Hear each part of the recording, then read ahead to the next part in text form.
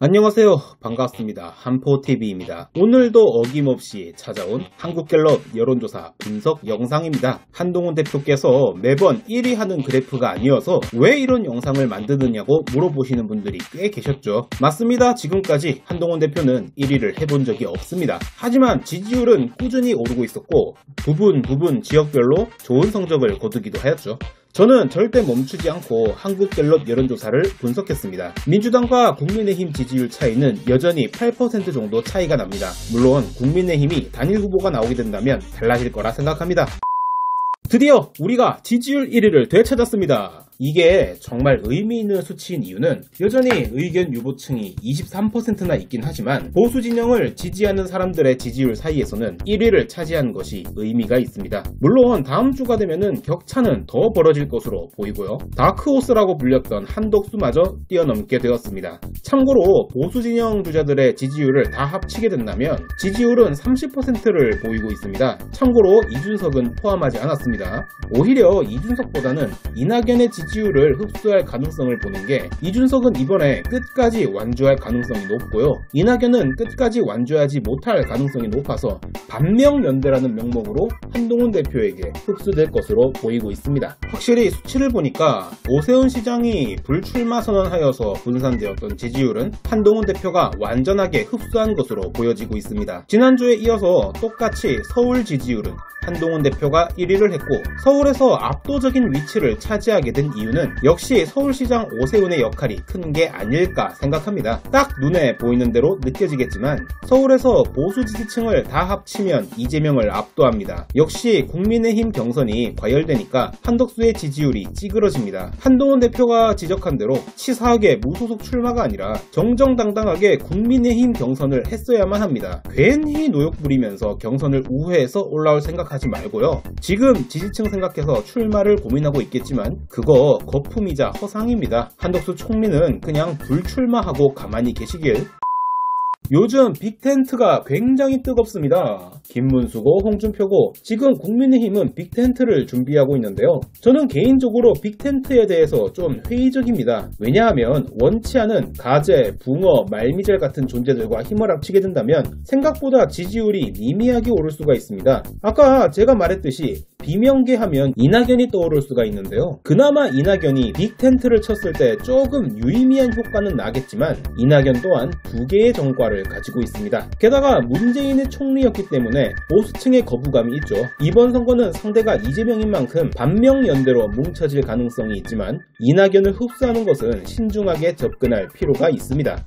비명계 의원 중에서 박용진, 설훈 같은 경우에도 전과가 있습니다. 잘 모르시겠지만 박용진은 음주운전 전과도 있습니다. 비명계라서 하는 말이 뭔가 옳은 것처럼 보이는 착시 현상이지 자세히 따지고 보면 얘들도 한국의 엔비디아 같은 회사를 만들어서 벌어들이는 수익으로 전국민 무상복지하자는 이재명스러운 정책을 밀어붙이는 자들이죠. 재벌 해체를 주장하면서 국가보안법 위반의 우려도 있는 자들이어서 민주당까지 빅텐트를 치는 것은 신중해야 할 필요가 있습니다. 물론 한동훈 대표가 알아서 잘할 것으로 믿습니다. 김문수는 1등이었다가 4등으로 밀려나게 되었습니다. 김문수에게 빠져나갔던 지지율은 홍준표에게 갈아타지는 듯 하지만 영상을 만드는 지금 시점은 한동훈 대 홍준표 토론이 끝난 시점인데 아무래도 한동훈 대표의 지지율이 더 올라갈 듯 싶습니다.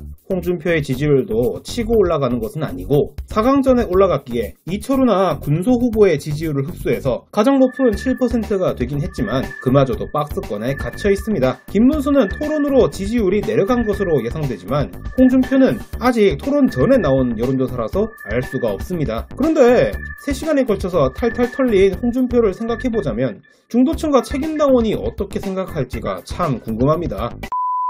다음은 국민의힘 지지층에서 지지율 변화입니다. 역시 여기서 한동훈 대표는 계엄 이후로 처음 1위를 하게 되었습니다. 당원들은 이미 계엄과 탄핵의 강을 건너기 시작하였고 한동훈으로 서서히 모여들고 있다는 것이 느껴졌습니다. 처음에는 한독수라는 선택지도 있긴 했지만 역시 경선을 뚫고 올라온 후보가 가장 주목받습니다. 재미있게도 이 셋이 지지율은 낮지만 1% 이상의 지지율을 보유하고 있습니다. 국민의힘 지지층에서 잡히는 지지율이라 신기합니다. 이번에 4강전에서 51%의 지지율을 가지고 바로 본선에 가야 할 텐데 이렇게 된다면은 한덕수도 무릎을 꿇릴 수 있을 것 같고 당내 주자들 또한 단숨에 무릎을 꿇릴 수 있을 것 같기에 우리가 모두 힘을 모아야만 합니다.